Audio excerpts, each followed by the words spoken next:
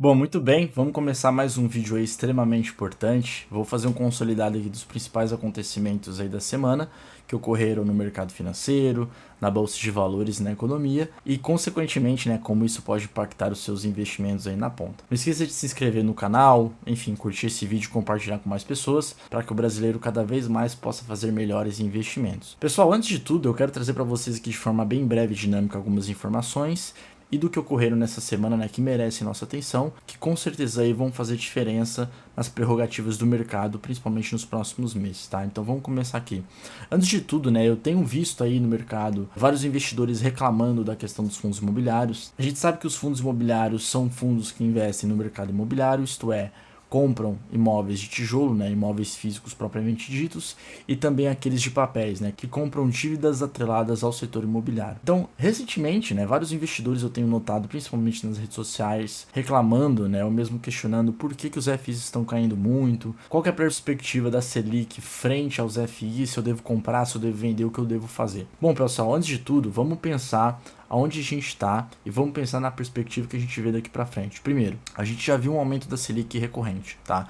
Eu trouxe até aqui o gráfico do próprio Banco Central com respeito à taxa Selic, até para vocês lembrarem, vou até abrir a tela aqui. Estávamos em 10,5 até setembro e na última reunião do Copom a gente foi para 10,75, que é esse degrauzinho aqui. Então, historicamente, quando a gente vê um aumento da taxa Selic e, consequentemente, uma queda das cotas dos FIs, tem vários investidores que saem, né? Tem vários investidores que se desfazem das posições, não conseguem aceitar as perdas. E primeiro de tudo, pessoal, se você é um investidor que não tem uma visão de médio e longo prazo de FIs, não vale a pena você investir neste primeiro momento, porque primeiro, muito provavelmente o seu perfil está desalinhado e segundo, você não entendeu da melhor forma como que os FIs se comportam quando a gente está falando de ativos aí do setor imobiliário. Pense sempre, eu sempre gosto de colocar isso em mente, os FIIs, o pessoal fica olhando muita cotação, muito ticker na bolsa, muito, quanto subiu essa semana, quanto caiu. Pessoal, entenda que os FIIs são fundos que investem em imóveis, tá?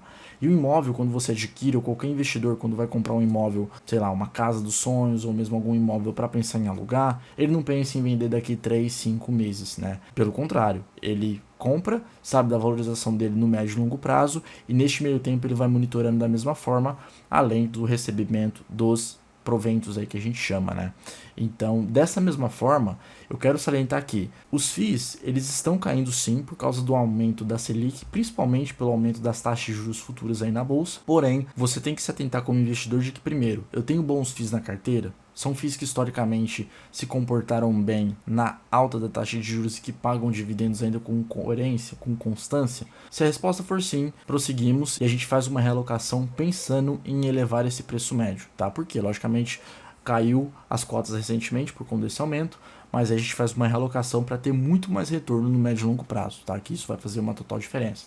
Então, por exemplo, essa matéria da Infomoney, né? Eu gosto de colocar esse ponto de você se atentar em que os FIIs da minha carteira de investimento são bons, tem uma alavancagem interessante, tem uma perspectiva de administração coerente, além do pagamento de dividendos recorrente. Vamos ver. Os FIIs mais endividados da bolsa e como ficam com o aumento da Selic. Perceba aqui o subtítulo, com o aumento da Selic, a alavancagem dos FIIs volta ao radar do mercado. Em 2023 houve redução e até retenção de dividendos, né? Um ponto importante. Então vocês percebem o seguinte, pessoal, quando a gente está falando de FIIs que são muito endividados, logicamente essas dívidas elas são atreladas a alguma taxa de juros. Se elas são majoritariamente atreladas à taxa Selic, que é a principal taxa de juros aí do mercado, esses fundos não vão se beneficiar. Então essa alavancagem vai prejudicar diretamente o desempenho desses fundos, tanto na sua valorização, como também na sua distribuição dos proventos aí. Então, um ponto importante, os FIIs que você tem na carteira, mesmo enfrentando essa queda iminente que a gente vem acompanhando, estão alavancados? Esse é justamente o assunto que essa matéria está trazendo para você que é investidor. Então vocês percebem, a XP ela fez até um conglomerado aqui dos principais fundos aí que tem um índice de alavancagem muito alto, né? Que é justamente essa diferença entre passivo e ativo. Então, esses fundos aqui, não estou falando, recomendando investimentos para vocês de que é certo ou errado, mas para que vocês se atentem, porque esses fundos vêm sofrendo consequentemente aí por conta desse aumento da taxa de juros eminente que a gente vem presenciando aí recentemente, tá? Então, ponto importante, sempre avalie, não são somente esses fundos, tem vários outros também que eu quero comentar aqui com vocês, mas de forma breve a gente está vendo um aumento da taxa Selic. Com esse aumento, é natural e historicamente comprovado de que ocorre uma queda das cotas, da valorização das cotas dos FIIs. O que você deve fazer como investidor atento e oportuno, faça uma realocação no sentido de que é um momento interessante de se alocar nesses FIIs que tem uma boa administração e baixo nível de alavancagem? Sim.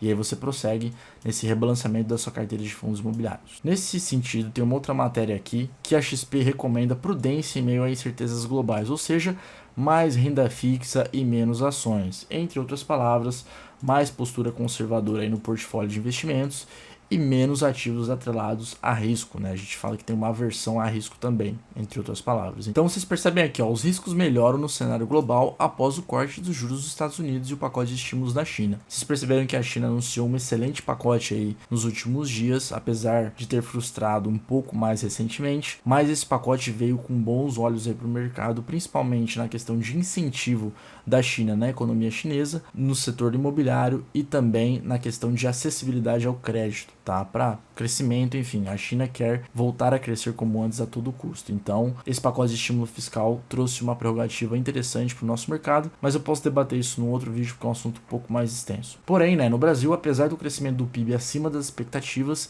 e do aumento de arrecadação por parte dos governos, que foi bastante, ainda existe forte preocupação com a meta do déficit fiscal, taxada como fictícia por causa da falta de transparência. Ou seja, pessoal, a gente ainda tem aquela famosa pedalada fiscal no sentido de dar um jeitinho brasileiro nas contas, né? E isso é errado. Isso o mercado interpreta de forma estranha, né? E com certeza isso impacta diretamente nos ativos do mercado financeiro. Então, infelizmente, a gente ainda está pautado neste problema que a gente carrega há muito tempo, que é a falta de transparência na meta fiscal, e isso ocasiona uma ancoragem das expectativas do mercado frente à inflação, frente ao crescimento da economia ou frente a gastos públicos também. Então são diversos assuntos aqui que a gente pode debater, mas apesar de todas as notícias boas, o que pesa ainda é exatamente essa parte, a forte preocupação com a meta do déficit fiscal. Não estou falando de governo, não estou falando de perspectiva, mas a falta de transparência que a gente sempre teve também, né? Espero que você entenda aí na ponta o que eu estou querendo dizer. Então, diante desse cenário, a XP optou por manter em outubro o mesmo portfólio global de setembro, principalmente falando de uma perspectiva global de que, relembrando aqui, os países estão vivenciando um corte de taxa de juros, enquanto a gente, Brasil, é o único país aí que a gente está pensando em alta de juros. Dito esses pontos, se a gente descer um pouco mais, a gente já vem para a renda fixa Brasil, a XP ainda recomenda uma postura leniente, né, o que ela sempre vem falando, de que as perspectivas do mercado ainda de aumento da taxa Selic são verdadeiras e nesse sentido, né, a gente tem uma prerrogativa aí de colocar ativos pós-fixados justamente para se proteger dessa alta. Percebam aqui que a XP recomenda a alocação de 87%, vamos arredondar aqui, 88% de renda fixa no portfólio, né, do investidor para perfis conservadores, 68% para moderados e 50% para os arrojados. Tá? Então perceba que mesmo os arrojados num cenário de alta da taxa de juros, metade do portfólio dele na questão de alocação está na parte de renda fixa. Então, entre essas três categorias de títulos de renda fixa, a XP diz que os ativos pós-fixados estão mais atrativos por causa dos juros e do baixo risco. Tá? Foi exatamente o que eu falei. Lino que são pós-fixados. São ativos de renda fixa que acompanham a taxa Selic, o CDI, o famoso CDI também. Se o CDI sobe, esses ativos vão performar muito bem. Se essa taxa de juros cai, que não é o cenário que a gente está falando, eles vão performar também abaixo. Mas como a gente está vendo uma alta, os pós-fixados são o melhor cenário aí para se compor nesse sentido. Principalmente os títulos públicos, tá? Que tem um rate que a gente chama, né? O grau de risco absoluto aí, e que é muito difícil, né, dar um default, né, dar um calote aí, até porque a gente está emprestando nosso dinheiro para o governo. O mesmo raciocínio vale para os títulos de IPCA+, especialmente os de curta duração, né, abaixo de 6 anos. Poxa, Lino, curta duração tá falando abaixo de 6 anos? Sim, pessoal. Lembre-se de que IPCA+, que são ativos de renda fixa atrelados à inflação, é longo prazo, não tem conversa.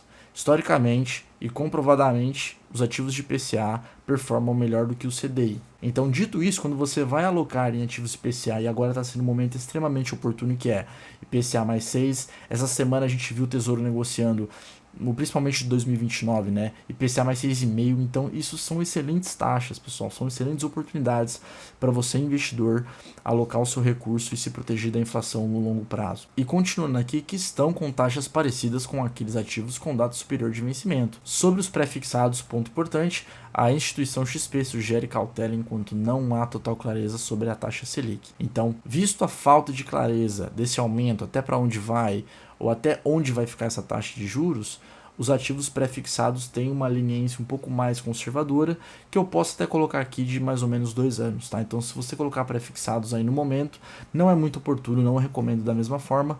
Porém, se a gente já vê um arrefecimento que a gente chama, ou seja, uma queda dessa perspectiva da alta da taxa de juros, este é o momento ideal para você colocar ativos pré-fixados na sua carteira, porque você vai estar exatamente pegando a alta deles no mercado financeiro com respeito a taxas. Bolsa brasileira, a gente segue na mesma perspectiva, tem muito ainda o que se falar da bolsa, apesar do prêmio de risco estar interessante, dos outros indicadores, principalmente do PL, estar atrativo, a gente ainda tem uma perspectiva mais concentrada nos fatores que eu citei anteriormente, como déficit fiscal, taxa de juros americana, entre outros fatores. Dito isso, pessoal, vamos dar uma olhada aqui, as carteiras recomendadas para os 3 diferentes perfis, que é o que eu sempre falo.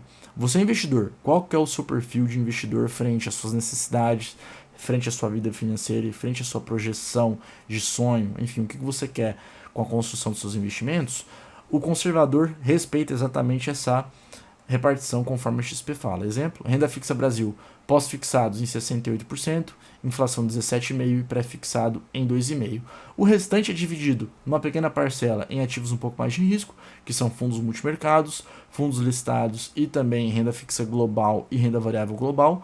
Essa aqui é uma carteira que você pode construir sem nenhum problema para uma postura conservadora. Lino, entendi. Tem uma repartição, vou alocar, por exemplo, o meu recurso nessa repartição aqui, mas qual que é o retorno?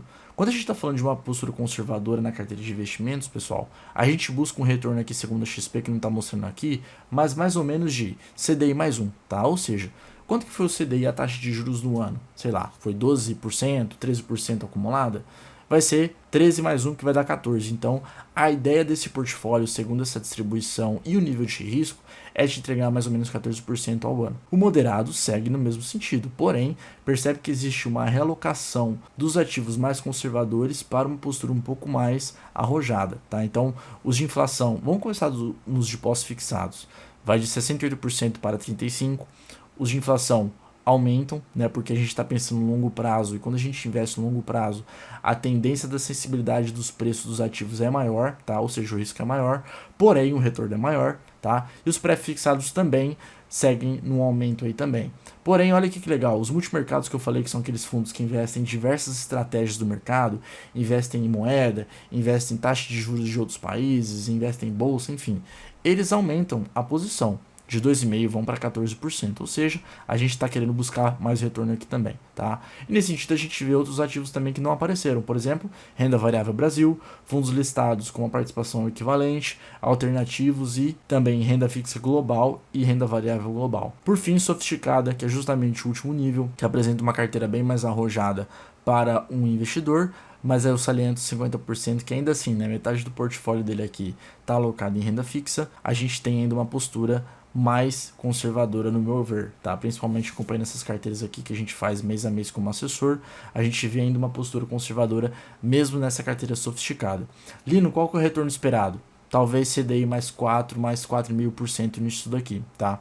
Então, é uma postura um pouco mais, vou dizer, arrojada, porém, eu acho que ainda a gente tem uma perspectiva conservadora dentro disso daqui, frente ao que a gente está vendo no mercado. Então, dito isso, pessoal, vocês percebem um conservadorismo da posição na XP nessa matéria que eu trouxe aqui para vocês, né? Ou seja, aumentando as posições de renda fixa e diminuindo em ações. E mesmo assim, a gente tem um complemento disso na matéria seguinte, né? Ou seja, fundos de pensão. O que são fundos de pensão, Lino? São aqueles fundos de aposentadoria, de previdência que a gente tem, né?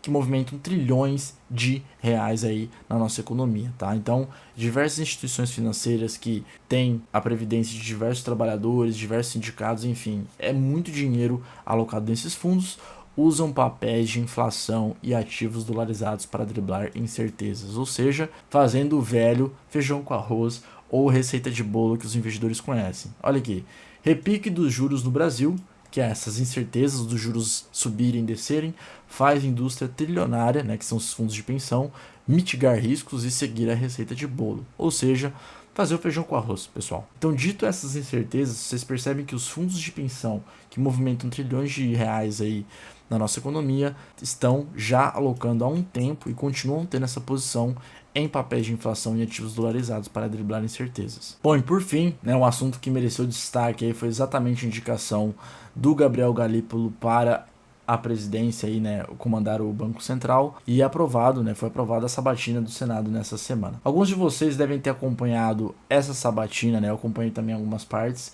e eu percebi uma postura bem leniente e rígida do Galípolo, mesmo com alguma postura mais agressiva dos senadores aí, né? Então, foram 26 votos favoráveis à indicação e nenhum contrário na Comissão de Assuntos Econômicos, mesmo alguns senadores batendo de frente com ele, né? Agora, o nome do Galípolo ainda precisa ser analisado pelo plenário do Senado, que deve ocorrer ainda na próxima semana, nessa terça-feira. Um ponto importante aqui, pessoal, que eu quero trazer destaque é de que o Gabriel Galípolo, ele foi indicado pelo presidente Lula, mas também ele foi direcionado pela indicação do nosso antigo presidente do Banco Central, Roberto Campos Neto. De forma histórica, não quero gerar debate aqui para vocês, ou mesmo alguma postura, mas o Roberto Campos Neto fez um trabalho excepcional no nosso Banco Central, né, principalmente no controle e ancoragem da inflação, e ele teve uma postura muito mais interessante nessa transição para o comando aí do Gabriel Galípolo. Se vocês perceberem, né, a Faria Lima falou bastante essa semana sobre esse assunto, até porque as frases que o Gabriel Galípolo falava com respeito ao rebate da ancoragem fiscal, da perspectiva do BC frente à inflação ou outros dados também de, principalmente, crescimento do PIB, foi exatamente as mesmas frases do Roberto Campos Neto. Eu senti um conforto nisso, né, quando eu vi a primeira vez, e dessa mesma forma eu percebi que o mercado financeiro aprovou essas falas, né, e essa postura do Galípolo. A gente ainda tem uma postura conservadora, principalmente eu como investidor, nessa transição de comando do Banco Central, até porque uma coisa é ser falada e outra coisa é realmente ser feito na prática, né? Vamos ver como ele vai se comportar frente a alguma pressão aí do próprio governo, né, por conta de alguma medida populista. Vamos ver como que isso vai se comportar, principalmente pelo comando do Gabriel Galípolo, na questão de ancoragem das expectativas da inflação, da taxa Selic, entre outros fatores. Então, há de se esperar uma postura um pouco mais calma nesse sentido, tá? Até porque, como eu disse para vocês, eu gostei muito da postura dele essa semana no rebate, né, das fortes críticas, né, ou mesmo algumas advertências que os próprios senadores enfatizaram neste momento aqui da sua sabatina, tá? Enfim, vamos ver. Eu estou otimista, né? Eu procuro ser otimista, entre outras palavras, mas ao mesmo tempo eu olho de forma conservadora e com calma também para ver como que isso vai se comportar. Bom, e para finalizar, trouxe aqui para vocês o gráfico do Ibovespa, né, que a gente viu aqui, cada candle desse, cada barrinha dessa aqui é justamente o mês. Então, só relembrando, em julho a gente teve uma alta de 3,17%, em agosto foi um mês excepcional de alta de 6,5%, porém, em setembro a gente já teve uma queda iminente de 3%, e até o momento, em outubro, a gente está chegando a quase menos 2%. Então, momento de oportunidade para fazer alguma relocação aqui em ativos de renda variável, mas a gente segue numa perspectiva ruim da bolsa, até porque, de novo, os juros futuros, frente às perspectivas que a gente vê de mercado, vem aumentando cada vez mais por conta de alta da taxa Selic, por conta de falta de perspectiva fiscal, entre outros fatores que eu sempre falo aqui. Outro ponto importante, a gente vê aqui a questão dos fundos imobiliários, que eu comentei exatamente no começo do vídeo, mas, pessoal, é importante considerar que o quê? Vamos dar um exemplo aqui. Ó, desde do começo de setembro até agora, o IFIX, que é o principal índice de fundos imobiliários, caiu mais de 5,5%. Dito isso, a gente percebe uma postura do mercado, vários investidores saindo de fundos imobiliários, desistindo de posições, por vários motivos, né? Lógico, não estou perdendo dinheiro, não estou vendo nenhuma melhora, o que eu faço? Gente, aqui que vem o diferencial do investidor, que sempre vai ter uma rentabilidade acima da média no longo prazo. Mesmo nessas quedas eminentes, primeira pergunta que eu te faço, que eu sempre fiz: qual é a qualidade dos ativos dos FIs, dos fundos que você tem na carteira? São fundos bons? São fundos que entregam um resultado consistente frente à sua administração e distribuição de proventos? Se a resposta for sim, considere fazer preço médio neles na carteira. Aproveite essa queda, aproveite esse desconto para aumentar suas posições também, porque sempre é a mesma história. Depois que isso aqui retoma, depois que às vezes a taxa de juros tem uma perspectiva de queda e os fundos imobiliários começam a entrar na bola da vez, sempre vem a pergunta: Lino, subiu muito, dá tempo de entrar? E é essa hora que não dá mais, tá, pessoal? Então, sempre considere isso. O mesmo cenário para ações, o mesmo cenário até para renda fixa, que é uma postura conservadora. Às vezes uma renda fixa, há muito tempo atrás, por exemplo, na pandemia, que era uma taxa de juros baixa, o pessoal falava: a renda fixa não está para ninguém, a bolsa está estourando. Pode ser, mas e se você alocar lá atrás de uma taxa boa de renda fixa, por exemplo? O quanto que você estaria rentabilizando agora com uma taxa Selic alta e as taxas que você tem na sua carteira de investimentos. Então, de novo, mantra de sempre. O que vocês estão vendo aqui? Uma queda do IFIX, uma queda dos fundos imobiliários. É momento de realocar? Pode ser que sim. Porém, em ativos bons. Não se esqueçam disso, tá? Eu não quero ter qualquer FI na minha carteira, eu não quero ter FI alavancado na minha carteira ou com algum problema de administração. Eu quero fundos imobiliários bons para que eu faça preço médio mesmo nessas quedas e carregue eles por meses e anos. Ponto importante também que eu gosto de salientar para vocês. E nessa perspectiva que eu falei para vocês de alta da taxa Selic e também queda da nossa bolsa, a gente vê uma perspectiva alta aí do dólar também, tá? Sendo que no mês a gente viu uma alta até agora de mais de 2,6%, então o dólar continua chegando aos seus patamares aí de altas históricas, né? Vocês podem ver aqui que está entre 5,60 e 5,80 também.